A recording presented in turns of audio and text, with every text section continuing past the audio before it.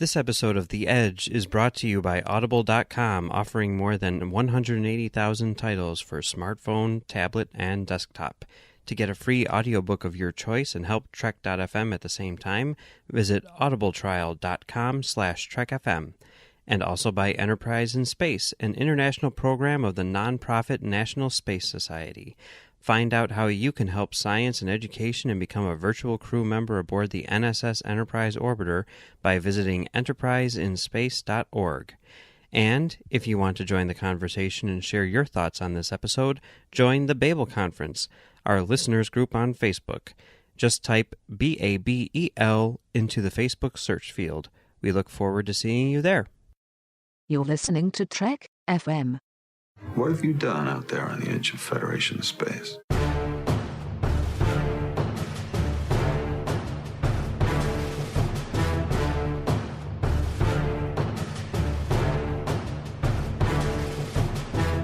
Hello and welcome to Treks from the Edge, Trek FM's new podcast about Star Trek Discovery, in which we provide audio commentary for all 15 episodes of Season 1.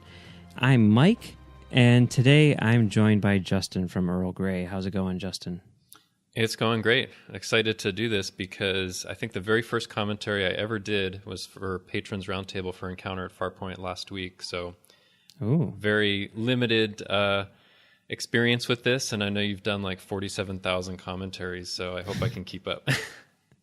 I'm sure you'll be able to keep up. Yeah, all right. So, Episode 3, Context is for Kings. We are going to get this started up in just a few seconds. We are scrolling past the initial logo. For us, it's CBS All Access, but for you, it may be Netflix or Crave or something else. But we're going right to the first frame of black after that. So that's about 7 seconds in on the American version. If you're off by a second or two, it's not going to be the end of the world. And if you're not watching this at all, it's not going to be the end of the world either. I would hope that you would watch the episode before listening to the commentary, because, you know, we are going to be talking about what we're seeing. But aside from that, you should be good to go. So, Justin, if you are good to go, we will give a countdown and start this up in 3, 2, 1, start. Okay, previously on Star Trek Discovery, and there is Captain Georgiou and a whole bunch of stuff happening. So were you surprised about this, that they actually did it previously on Star Trek Discovery instead of going right into it? I mean, did they think people would just, like, if they signed up after the first 2 episodes, go right to 3 and they'd need to be caught up? I think that it's a good idea to have a previously on, even if you assume that people have watched the previous episodes, because lots of times, you know, people might not watch them one right after the other. And, you know, it's a good reminder to have for people who may be watching a million shows and can't keep track of what's going on in every single show at any given time. Yeah. So I don't have a problem with it. I'm not really surprised by it, because I think most shows do have it, even if they are streaming. And, I mean, I guess last week they did a unique thing where they basically played the end of that first episode and sort of like re-edited it down to a different, you know, whatever. Mm-hmm. But I guess here, making this jump 6 months later, it's a bit harder to do that. Yeah, that's what I was thinking. When I saw 6 months later, I was like, oh, it makes sense that they have to do it previously so you know what it's 6 months from. So we're in the prison shuttle right now. And, yeah, it's an interesting place to start off, don't you think? I think it is interesting, and I think that the way that it's shot and edited and everything is really interesting too, because we start in the shuttle and we don't leave the shuttle until we go through the window to see Discovery, you know? So it's really all told from Burnham's perspective, you know? Yeah. We don't see what's going on outside. We just see these little things crawling on the window. We don't see the struggles of the pilot. We just see her body, fly by. Mm-hmm. And I think that it's really effective in creating this this tension that you would feel if you were in her position. I mean, it essentially is handcuffing the viewer, right? Because you can't escape from this confined space either, and you're gonna die right along with them, and you're not gonna know why, because you can't see anything. Yeah, so I think that's pretty cool.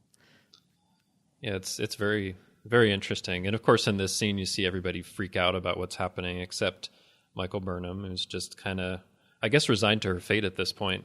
Doesn't much care. Yeah, I think she kind of realizes that there's absolutely nothing that she can do.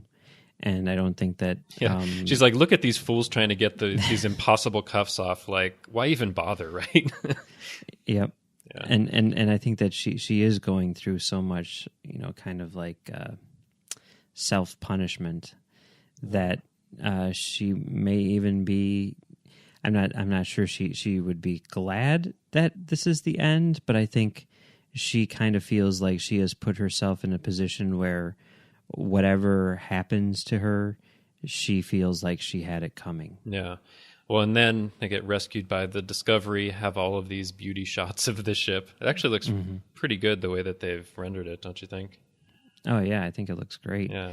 And, the lighting and everything I think is really cool. And this shot, the way that they, just sort of go over the entire, ship from stern to bow, I guess it would be, right? Yeah, I guess. It's pretty great. I do have one little complaint about this scene, though. We're 3 episodes in, and this is the second one in a row where we're inside of a ship which seems to be doomed, and it gets rescued by another ship pulling it out of something with a tractor beam, unbeknownst to the people inside. Huh? I mean, maybe vary it up a little bit, or wait until episode 4 before you try that again. Maybe make it like an even odd thing or something. That's a good point. I don't know. So we're looking at the main titles now, and I have to say, for the main titles, when I first saw them, I didn't quite know what to make of them. But then when I saw it more and more, and as I saw through the episodes, I love it. I think it's really beautiful, and it works really, really well for me. But at first I was like, what is this? There's no ship flying through space. It's not like what we've seen before. But that's kind of symbolic of the whole show. It's just different from what we've seen before, right? Yeah, and that was one of the things where, I mean, for me, like when I first heard the theme, like when they released it online or whatever, I was like, that's kind of weak sauce, guys, but when I hear it here in this context with the visuals, to me it works extraordinarily well. So I think that's kind of interesting. Yeah, I feel the same way. It works even better with the visuals. Yeah. Teleplay by Gretchen J. Berg, Aaron Harberts, and Craig Sweeney, and directed by Akiva Goldsman. For those people who don't know, Craig Sweeney is the guy who created the Limitless television show, which aired a few years back. And one of his earliest credits, kind of where he got his start, was on the 4400, where he was Ira Stephen Bear's writing partner. So I've always found that to be, pretty cool that, this guy who, is now, one of the best in Hollywood, right? He was trained by the best in Trek, and I think that's neat. And Akiva Goldsman obviously wrote, episode 1, and now here we have him directing, even though he's not writing. And I have to say that I think his direction, I mean, you just look at that first scene there, I think his direction is awesome, Yeah. I don't think I've ever seen anything that he's directed before. He's made like one movie. Well, he's got another one coming out in just a couple months.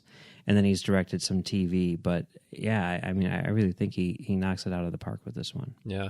Well, and so they came into the shuttle bay. And one thing that was really jarring for me is that Landry, who I guess is the head of security, is talking about them like as garbage, these prisoners. Mm-hmm. And I think that's setting the scene for like there's something really different going on this ship. And they have the black badges and all that stuff. So they're just giving you all of these indications that something is very different here. Yeah. And, I mean, obviously everyone, and I had the same reaction when I saw it, even with that first scene. And, I mean, the fact that Rekha Sharma is in it isn't really helping matters, but, everyone's like, oh man, this is just Battlestar Galactica, which, and people are saying it as like a negative. And I don't know how you feel about that, but when someone says, oh, this is just like Battlestar Galactica, I think like, oh, so it's the best thing ever? Okay. Yeah, that's cool. It doesn't necessarily affect how I think about it because I've tried to get into Battlestar Galactica, but I haven't been able to. It just doesn't do it for me. Sorry, I know you feel like the complete opposite. No, that's okay. That's okay. But yeah, no, I mean, to me, it's kind of, it just makes sense in a lot of ways because, Battlestar Galactica was a direct response to Star Trek. It was obviously, created by a bunch of guys who had, cut their teeth on Deep Space Nine. Mm-hmm. It was, a reaction to what they weren't allowed to do on Voyager. And it became like its own cool thing. And it just makes sense that, in turn, it will now influence Star Trek. All of this has happened before and all of this will happen again. It's cyclical. Yeah. It makes sense. See, like for this episode, I found it overall just kind of jarring, and I had to rewatch it to really kind of get into it more because it has such a different feel than the first two episodes. And I really love the first two episodes and the feel of them and what they were looking to do. And this is establishing something really different where Burnham doesn't know what's going on or what her role is or what to do. There's all these like repercussions from what happened previously. It seems like a lot of things are up in the air and there's a lot of mysterious things that are going on, a lot of kind of dark things going on. So for me, I'm just thinking about it in terms of like, how far will they take this and still keep it within, a Star Trek realm where there's a Federation that has certain ideals and does certain things, right? Because they can't just, turn the Federation into like a fleet of space pirates or something like that, right? There's a limit to how far they can take it, but how far are they going to push it is what I wonder. And it was a little jarring for me because I like how far things have been pushed, say, with Deep Space Nine and other parts of the franchise, but I think this is pushing it even further than that, right? I would say so. And I guess, my thinking is, well, first off, in terms of it being different from what we saw before, like I totally agree. And I love the fact that in those first two episodes, they do establish like a unique style and kind of set the tone for what you think you're going to see. And then here they kind of upend that and make it a different show, really. I mean, it is almost as different, from Voyager as Deep Space Nine was, or it is as different from the first two episodes as Voyager was from Deep Space Nine. That's what I meant to say. Yeah, and I think that it's cool that they did that sort of like unique shift because it also really does signal like, what the heck? Like we have no idea where this show is going. Oh, I think that's true. Although, like what's interesting is that it's a risk because there are fans that love the first two and may not be as much into this one, or ones that weren't. I've seen people that weren't as much into the first two that are loving this. So it's like there's two different reactions going on. It seems like. Yeah, it's weird. It seems like the general consensus, like when I see polls and stuff like that, it's like, oh man, this one's by far the best. Mm-hmm. Yep. You look at the IMDb ratings or whatever. But when I hear individual people talk to it, there's a lot of people who were really, really excited about those first two episodes who are like, oh no, I don't like this one. Yeah, and that was unfortunately a little bit of the reaction that I had because I love what was going on in the first two, and I know it has to have a change, but like the tonal shift is so different. But it's so early on in the series and in the season, it's hard to tell kind of where it's going, right? Because like if you look at the early episodes of different Star Trek incarnations, sometimes it went wildly different places even week to week. Although they're doing something that's more unified, I think, and has a certain arc they're going to take through the season. But yeah, in a lot of ways we don't quite know what's going on.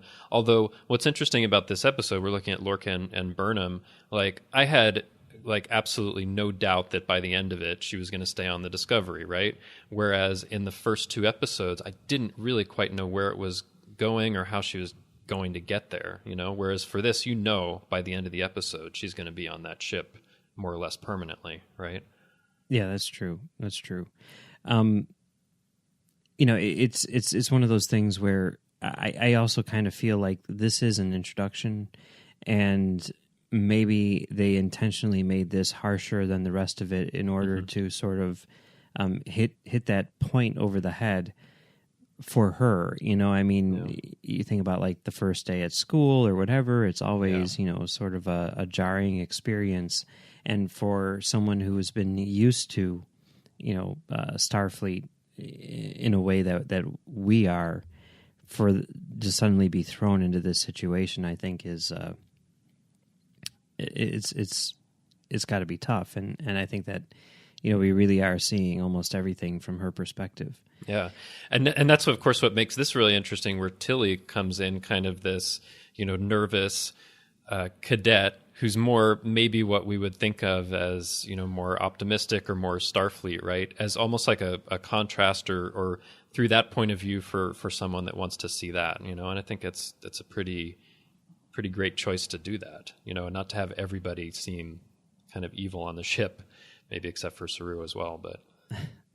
That's true, although there was also something like really off-putting about it, and I couldn't like put my finger on it. I'm like, this whole scenario really reminds me of something, like the feel of it and everything. And like this whole scene where it's like, okay, you've got this comic relief, you've got this sort of like lighthearted personality on this ship full of, a bunch of, a-holes or whatever. It's like...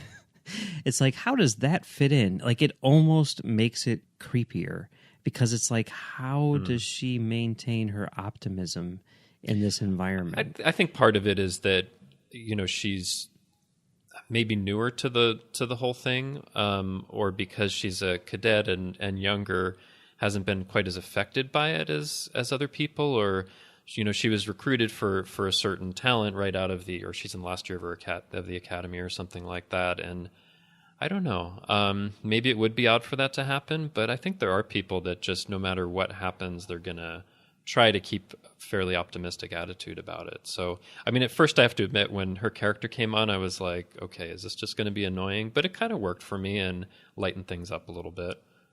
Except when I went to Black Alert.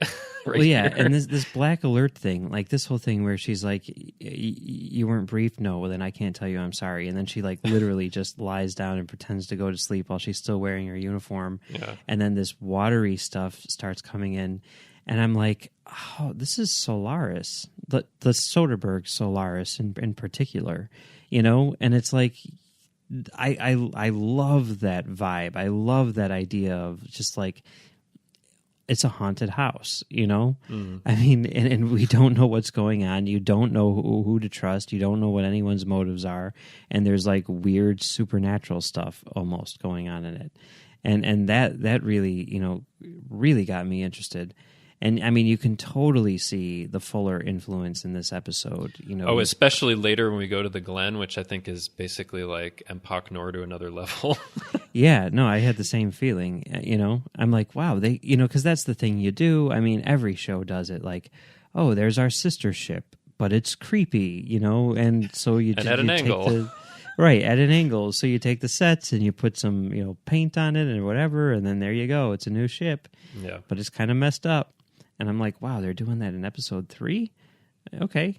Yeah. Why not? Why not, right? So we're looking at this conversation between Saru and Burnham. I kind of love that he has this little bowl of blueberries. It's just such a kind of pedestrian thing on this weird ship. It's just a nice little touch. And I like the conversation that they have, where it's clear that he's just going to do what he needs to do, but he's still not happy with her at all. So I'm really interested to see how that'll progress over the course of the season. Yeah, because you see their dynamic in the first 2 episodes, and it is, very sort of like brother and sistery. Yeah. And, reading, the book by David Mack, that kind of like expands on that in some ways. And then here it's just at a completely different place. And yeah, more like formal kind of standoffish place, right? And like a place of like, a relationship based on betrayal in a sense. Yeah, So I mean, I was kind of surprised because, I mean, having, just things in my head from, what little info we received before the release of this show, I really got the impression that she was going to be the first officer on this ship.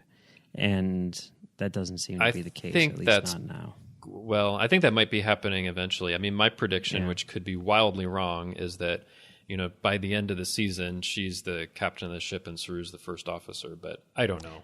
That's quite possible. I mean, they definitely seem to be setting Jason Isaacs up as the big baddie for the season. Yeah, I don't think he's going to be around for more than the first season, but, who knows? I mean, it is the kind of thing that feels more unpredictable than past Star Trek for the most part. So who knows? It could go anywhere. And what's also interesting is that, Brian Fuller had, part of the story credit for this. Like, how far along does that go? When is there maybe more influence of another voice that may point in a different direction than he was pointing it in? So I think we just don't know. And there's so little information that's kind of tightly held about these things before these episodes come out that we're not even getting much that's leaking out that they don't want to, right? Yeah. Which is quite an accomplishment. So we're in, the weird, quiet, darkly lit engineering, right? Yep. And I guess now it all makes sense why, they have an astromycologist as one of the leads on this show. It does. Although, they say to go into that place you need to have a breath print, and I was thinking, like, breath print? Why that? Why not like a retinal print or fingerprint? But I guess, you could kill someone and take out their eye or finger or something and get past that. But of course she fools it later on the breath print. I don't know. It just seems like there must be some better way. It struck me as like an odd device that was just there for her to get past it, Yeah. But so here's Stamets coming in. Mm-hmm. I didn't quite know what to make of his character until later because he's just kind of, I don't know, grumpy about everything. But yeah, I mean, my initial reaction was, boy, I don't like this guy. He really seems like kind of a jerk. He does. And because I watched it a couple more times, to kind of prepare for this, and seeing it, after you kind of like see the whole thing and then going back and seeing it from the beginning or whatever. I mean, I do definitely understand why he would be so upset because he is not like Lorca. He's not, one of Lorca's lackeys or whatever. Yeah. He's a guy who was basically, much like Burnham, sort of, stolen from his home environment, where he was comfortable with his research and now has to do this in order to, pursue a violent outcome. Yeah, it ends up making sense. I want to mention something. As a big Beatles fan, I love that. I think that's the first Beatles reference in Star Trek when Stamets was talking about, what was it like? His cousins in a Beatles cover band doesn't make him John Lennon. I don't know. I just like that. Yeah, it's hard with those pop culture references, and obviously if they were to do that, early on, well, in the 60s or whatever, it would be like a contemporary thing. Mm-hmm. And it would definitely feel like they were just sort of like, I don't know, pandering to the masses or whatever. But I think now, 50 years later, we've reached a point where the Beatles are commonly accepted as, one of the great artists of the past century. Yeah. So it makes sense that they would still be talking about the Beatles. There still would be Beatles cover bands 250 years I think so. from now. I just love that because I love the Beatles. But I was like looking through it and I was like, that's the first reference in Star Trek. Anyway, to the Beatles. So now what's different about this one also is you see Stamets talking to, crew member on the Glen through this holographic interface. I think that's about the only time we see that, where it was much more heavily used in the previous couple of episodes. I mean, of course, okay, so this is holographic, but I mean people, seeing people through holograms. So I wonder if they saw that and decided maybe to cut it back, or if they'll use it more later. I don't know. Yeah, I don't know. I mean, I guess part of it is that Discovery is, at least at this point in time, very isolated. I mean, they get a message later on saying that, the Glen has been essentially destroyed or whatever. Mm-hmm. But aside from that, I mean, they really sort of make a big point of like, we're on our own. Starfleet has given us, the ability to do whatever the hell we want in order to, push their agenda, and they're basically not going to be talking to us. So, That's it just true. makes sense for story purposes. Have contact, yeah. Yeah, I think for the story purposes, it makes sense. But then, their isolation and all of that. I mean, there were lots of people who were making reference to the registry number 1031. Maybe they're part of Section 31 or something like that. But I think that it still feels odd that in the scene with the prisoners going into the shuttle bay, they say that it looks like the ship just rolled right off the assembly line and it's brand new and it has a registry number like that. I wonder if it's just something a ship that got built or repurposed or something. I don't know. It doesn't necessarily have to have an explanation, but it bothered me a little bit. I mean, the real world explanation is that 1031 is October 31st, Halloween, and Brian Fuller loves Halloween.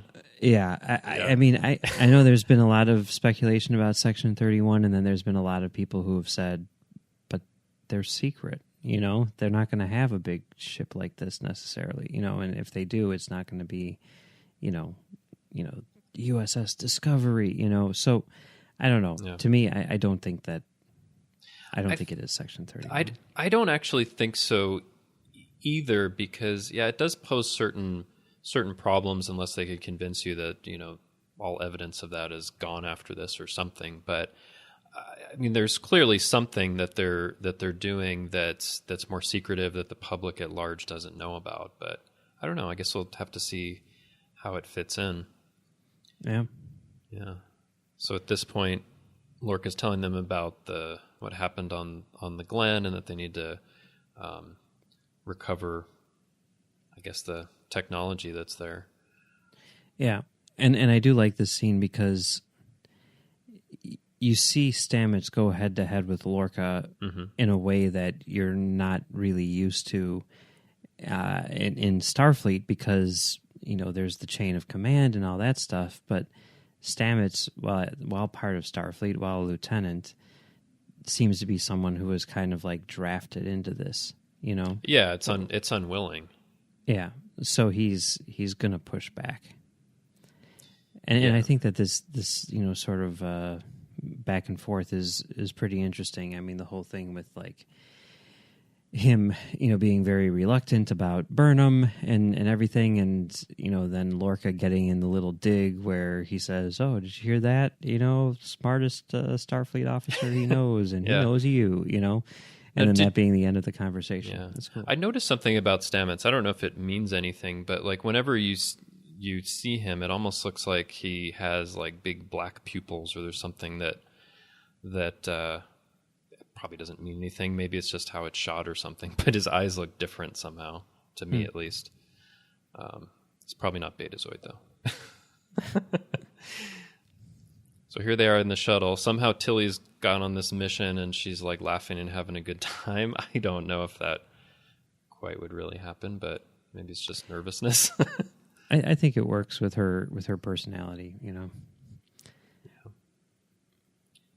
Yeah, I guess so. Now for these, I guess they're in like a shuttle that's at warp, right? Mm-hmm. And I'm not as familiar with all of the different things in the original series, but did we see shuttles in the original series that could go to warp as opposed to just being there to land on a planet? I think they did, because didn't they have nacelles? I mean, I know they did in the movies, and they did in Next Gen. So I'm assuming the fact that they have nacelles means that they could go into warp. Okay. It's just something different that we're seeing. And here's the Glen. Of course, makes it look like it's at an angle in space, like that matters. But exactly like what an Empok Nor, when they come across a station that looks like Deep Space Nine, and it looks like it's like at a 45-degree angle. No, here's a question that I have, because like, I mean, when I was watching this, I could have sworn they were referring to the shuttle on the little comm chatter as Disco 1, you know. Mm-hmm. And I think so, and it says DSC-1 on the side, right? Something like that. But on the subtitles right now, I thought it just said Distal 1. I saw that. Maybe that's a I'm going to assume that that's a mistake in the translation or think whatever. It is. Okay, I'm gonna go with Disco 1, and because I think I heard Disco 1 as well. And of course, we're just looking at the subtitles and not listening to it. But it did say Distal, which is it doesn't make any sense. But so and DSC 01 on the side. I love that. I like that too. It's almost a subtle thing, like here's the official abbreviation to use, people. I'm gonna have to see. Well, by the time my license plates expire, this season will be over with. But my current license plates are BSG 75, which is the registry number for the Galactica.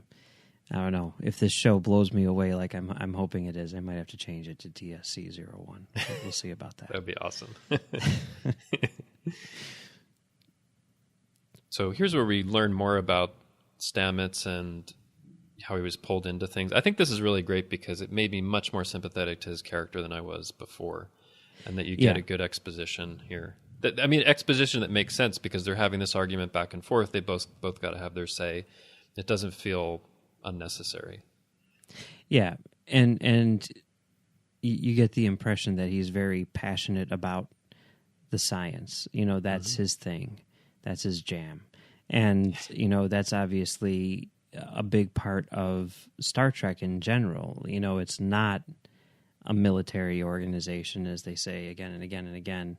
It's, you know, a scientific exploration. Except that it has to act like it in certain times, like in times of war and things like that. But it's not intended solely to be that. Yeah. Right. I mean, you know, Nick Meyer is like, it's totally military, you know, and everything. And obviously it is in a lot of ways.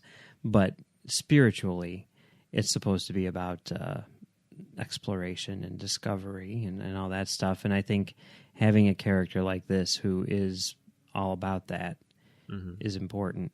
And, you know, a lot of the things, I guess, and part of it is that we're seeing it from, you know, Burnham's perspective. But, you know, when he refers to her as, you know, like non-Vulcan number cruncher or whatever it is. Yeah.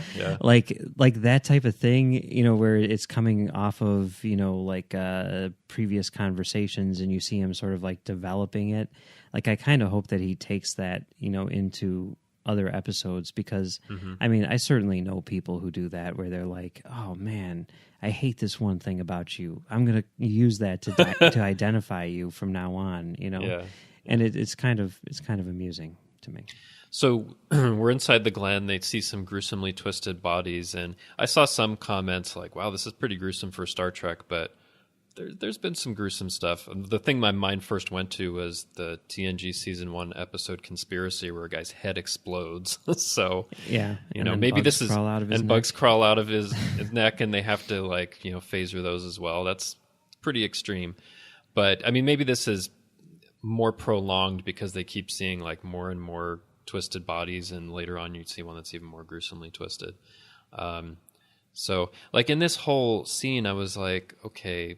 You know, it's dark, and there's people that are kind of mangled. I don't think I quite expected there to be this creature that comes up later. That felt real. I mean, we don't know where it's going with that thing, but it just felt weird. Like, why, if they had, you know, this fungus and this thing went wrong, would they have this weird creature on here? I don't know. Yeah, it almost feels like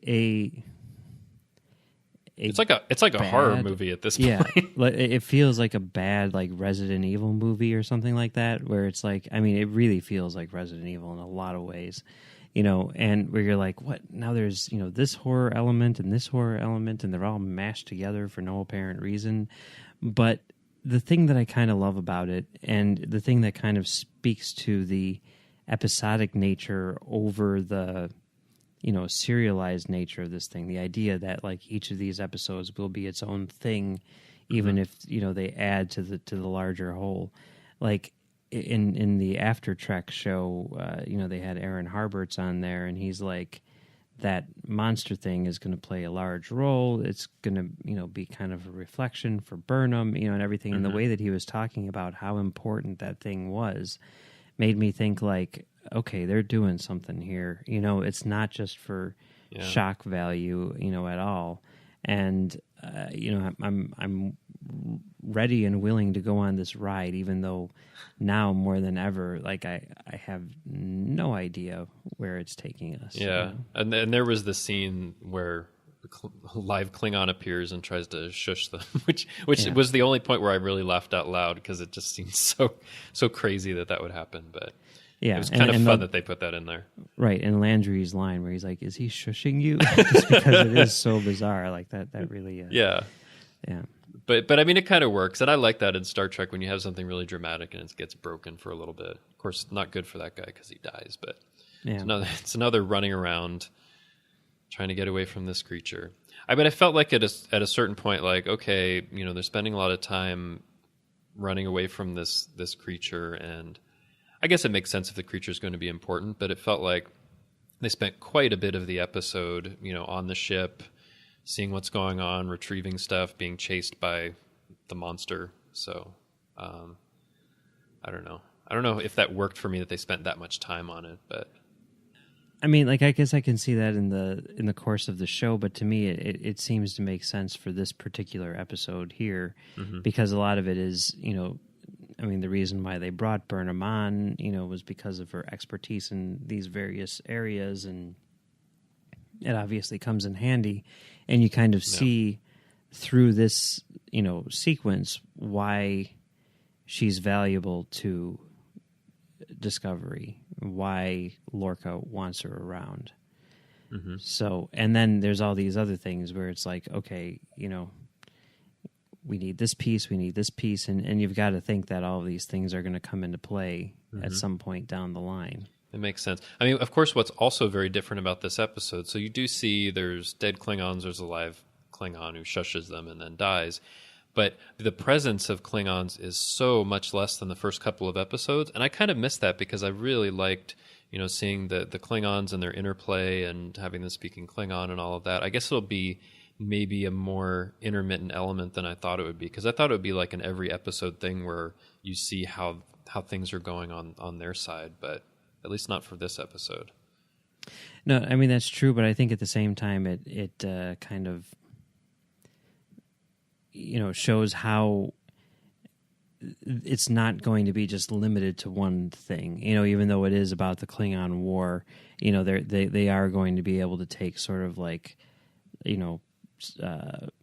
sidebars or whatever in order to tell a larger story, I guess. Which is kind of cool. But it said something to me, which was like in the first two episodes, it felt like the Klingon story and the Federation story had equal importance, seeing it from both sides. And this tells me that the Federation story is actually more important. I mean, as you would probably expect, but I was hoping it would be almost like a half and half balance for this season. But it's a small thing. And they've keep on talking about like, oh, it is, it's both sides and everything, but I guess I never really was convinced of that, and and I'm okay with that too, I have to say. But yeah, it's fine. I mean, it's something where I had a certain expectation and they broke that expectation, which is fine because in some ways I don't know what's going on here. And that's something which relates to the scene that we just saw where she's running through the Jeffries tubes and she's, quoting Alice in Wonderland and everything like that. And the idea that, she's going down this rabbit hole or whatever, right? That's the thing. It is, yeah. And I mean, it kind of, you're right. It's kind of symbolic for her journey. And I think And I think ours as well. Like there's... I keep on thinking about this, and it's such a weird random thing, and I'm probably just reading too much into it or whatever, but the fact that, like, basically this episode came on, and even though everyone knew that, like there was going to be a second pilot, sort of thing and everything like that, and everyone knew she was going to get to Discovery, it's like she gets here and everyone's like, okay, I didn't think it was going to be that. And I feel like it's the same thing for her. And here, they keep on talking about, going down the rabbit hole and everything. And there was, like, right after this episode aired on Twitter, one of the writers, Bowie Kim, just posted a GIF of Alice from Alice in Wonderland, the Disney cartoon, falling down the rabbit hole, right? Yeah. And there was just something about that. I mean, obviously she was referencing this thing, but there was just something about that where I felt like, and this, I'm probably just reading way too much into this, but I felt like she was almost saying, like, we're going down the rabbit hole, guys, like, audience, you know, you don't know what's coming either. And here we go. And we've all known this for the past year or whatever, when we've been working on the thing, but now it's your turn, you know, and we're going to go down this hole together, and you don't know what's going to be at the other end. And it's going to be crazy. And there's something about that, just that one little GIF, like, made me really, really excited about this show. Okay. Does that make any sense? It makes sense. And I think it serves a double purpose because, as Aaron Harvey pointed out, the Alice in Wonderland thing is actually a callback to a reference from the animated series where Spock is talking about how his mother was fond of Lewis Carroll's works, one of which is Alice in Wonderland. And it also says something to me that they're going to go certain obscure places for references and to bring things forward and give them, like, their own moment than maybe we've seen before. So, and I kind of like that aspect as well. But yeah, I hadn't really thought about it. Like, we're going down this rabbit hole and down seems up seems down. We don't quite know where it's going or how it'll fit into things. Yeah. Yeah, the references for this episode are deep. I mean, the animated series one, I think, is crazy, you know, and you know, of course, leave it to Aaron Harvey to figure out that one. He's probably the only person in the world who got it, but now everyone knows. So thanks, Aaron. But there's, like, other ones, like, you know, when she's talking about the Vulcan martial arts, right? And she's like, Sus Mana, right? Uh-huh. Like, that's a reference to something on Enterprise. It is, yeah. And here's the thing which I didn't know, which I learned on Twitter from Mike Sussman. Sus Mana is named after Mike Sussman. Hey. Didn't realize that, but yeah. But yeah, I mean, they're clearly, they're not going to the. I mean, there are, you know, TOS references, but they're not always going to that place. They're going more obscure places, like the animated series, or I mean, I wouldn't say Enterprise necessarily obscure, but it's much less well known, you know, in the wider world. So they're going those places, and I think that they're pushing against all of these boundaries, and there's some people that are saying, you know, it's not Star Trek the way that they're doing it. But I mean, the people that are writing this are very knowledgeable in Star Trek, big Star Trek fans, and they're picking up these references that, you know, fans writing the show would pick up and want to put in, right? So I definitely see it as part of that world, but it's just like a different lens that you're seeing it through, a different part of that same universe. Because, like, if you had a show that showed what was going on the Enterprise at this point with Captain Pike, that would be a very different show, right? Because we've established that's a different ship. There's different things that are going on, different uniforms even, that kind of thing. So they're just, like, giving you this little slice that Michael Burnham is experiencing, which I think is, like, different or in some way an anomaly from the rest of what we've seen in Star Trek or the rest of their universe. And in that sense, it makes sense. I don't think they're trying to, like, rewrite or change everything. They're just showing you, hey, there's this other corner where there's this other thing going on that's really interesting, you know? Yeah, definitely. I mean, you know, the whole this is good, but it isn't Star Trek thing, I swear to God.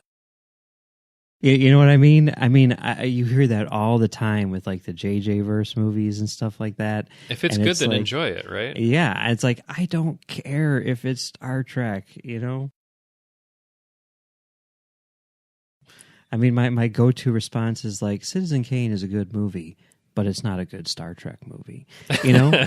I mean... Yeah, well, I actually... I have, like, a variation on that, which is that... if it's good, I'll watch it. But because it's Star Trek and it has this certain framework, it makes me more interested in it. And I like that this is Star Trek and not something else.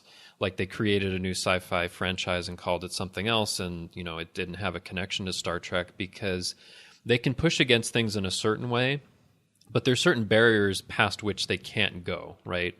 Like I was talking before, Starfleet can't just turn into a band of 100% space pirates just going around and looting, right?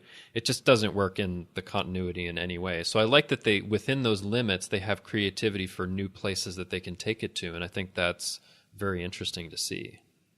No, yeah, that's definitely true. That's definitely true. And I always like seeing how Star Trek manifests itself in various eras and what that says about the world, and I don't want it to be just a copy of things past, but an interpretation of those things. And I really do think that that's what it is. I think they're proving themselves in a lot of ways by having all of these little references, which if you don't get any of them, it doesn't have any impact on your viewing of the thing. But in a lot of ways, kind of like you're saying, they're essentially proving themselves through this almost coded text, to the fans saying look, we're fans too, guys. So maybe you should actually listen to what we have to say. But also, you could have never seen anything in Star Trek before and watch these first 3 episodes and not be lost. You could still be into it. It's a richer experience if you know all the Star Trek references and the history and all of that. But you actually don't have to, Right, exactly. You don't need to know that Susmana came from, Or you don't even have to know, what the Federation or Starfleet is and, that it was founded in 2161 and all this stuff that we have in our heads. You don't have to know any of that. Mm-hmm. All you have to know is that it's in the future. There are, humans and aliens that are together in this thing, and they're just trying their best to live their lives, right? I mean, in a way, that's all that it's really about. That you would need to understand if you're not a fan or you hadn't seen Star Trek before. Yeah. There's Saru's threat ganglia more prominently in this episode than the last one. But. And it's weird here because when we saw them in the first episode and that happened, I'm like, oh, that's so cute. I missed it actually the first couple times I watched it, and I was like, oh, there it is. But this time I'm I felt really kind of bad for him, because it's almost like a betrayal of his emotions. And because he's in this public area in the mess hall, and it's ooh, my things are out. But I mean, Saru is such a fascinating character, and I know we'll see more of him, but I wish we would have seen a little bit more of him in this episode, because I'm just totally fascinated by his species and how things work for him. Mm-hmm. Yeah. Now, this scene is interesting because, obviously it's... Wow, is that a book? Have you seen Star Trek? There's lots of books you can see.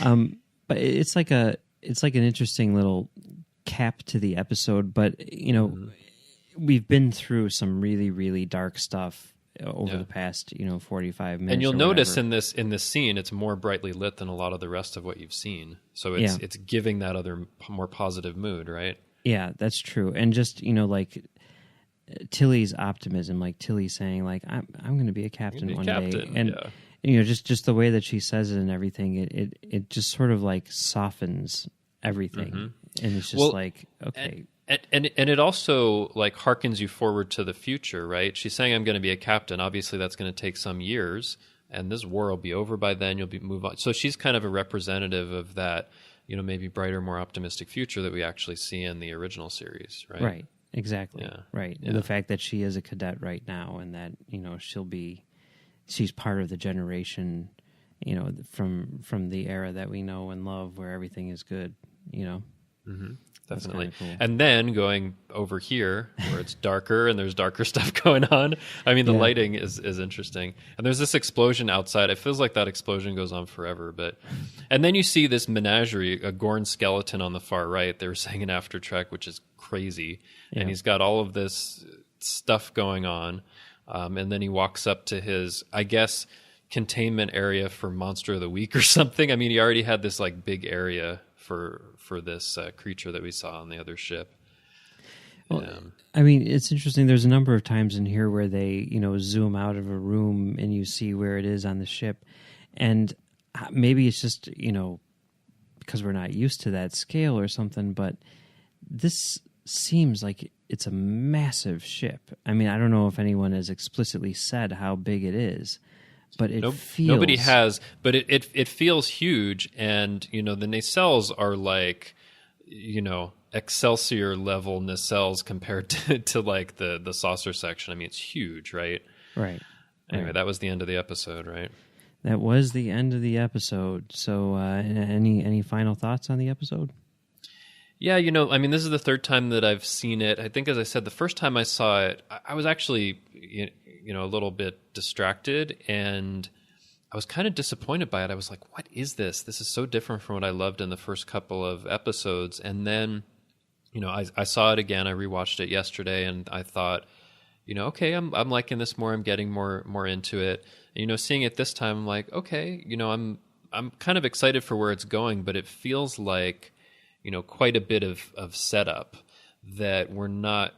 It's going to take a little while to get to the payoff for all of this, of course, but it's kind of jarring because we're so used to every other Star Trek incarnation. By the end of the episode, the crew, you've gotten to know everyone. They're just going to boldly go on whatever mission, right?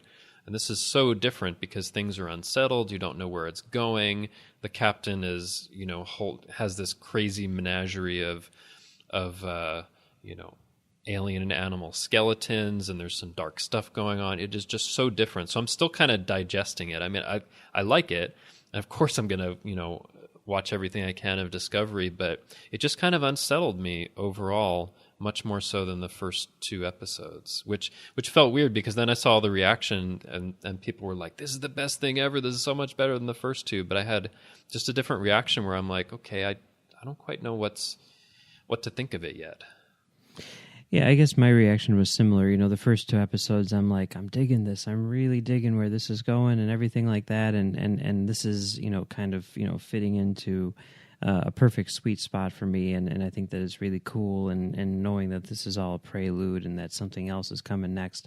And then, when we jump in here, my reaction is kind of like, I did not think that this was coming next. I don't know where we're going now, and but I didn't think we were going here, and I guess while my response to this episode was not as strong as my response to the first two, and I don't think that it's as good as the first two, I simultaneously am almost more excited about this because we are so far down the rabbit hole that we have no idea where it's going to lead.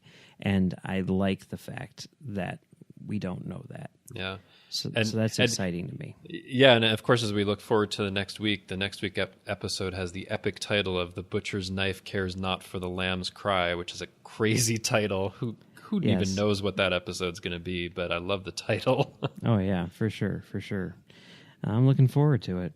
Yeah, and I wonder, though, will they have that title, like, actually in the episode? Because so far they've had, like, Vulcan Hello, Battle of the Binary Stars, Context is for Kings. They've inserted it in there somewhere. Have they actually had Battle at the Binary Stars? So they didn't mention that in the second one, but actually Saru has a variation of it in this third episode. He says the Battle of the Binary Stars, but it's close enough.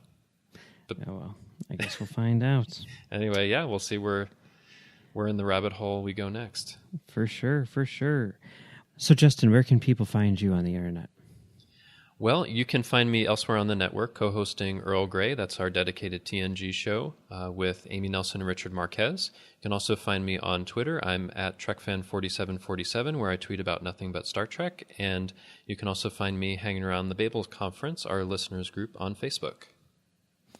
All right. And you can find me on Twitter at Mumbles3K, and you can also find me right here on the network doing Stage 9, and you can find me on thenerdparty.com doing a show called Great Shot Kid, and on my website, commentarytrackstars.com, doing a show called Commentary Trackstars. Well, be sure to check out our Discovery coverage throughout the week. Live from the Edge airs on Mondays at 9 p.m. Eastern on our YouTube channel, and will be released as a podcast on Tuesday mornings. Then this show, Tracks from the Edge, our commentary show, is on Wednesday. We'll discuss your feedback on Postcards from the Edge on Thursday, and of course you can catch our full analysis of each episode of Discovery on the Edge main show on Friday. And then to wrap up the week, you can join us for Notes from the Edge on Saturday for links links between Discovery and the broader franchise, which seems like there's a lot of those. You'll find all of these in the main feed of The Edge or in the Trek.fm master feed. So just subscribe to either one of those, and you'll be all good to go.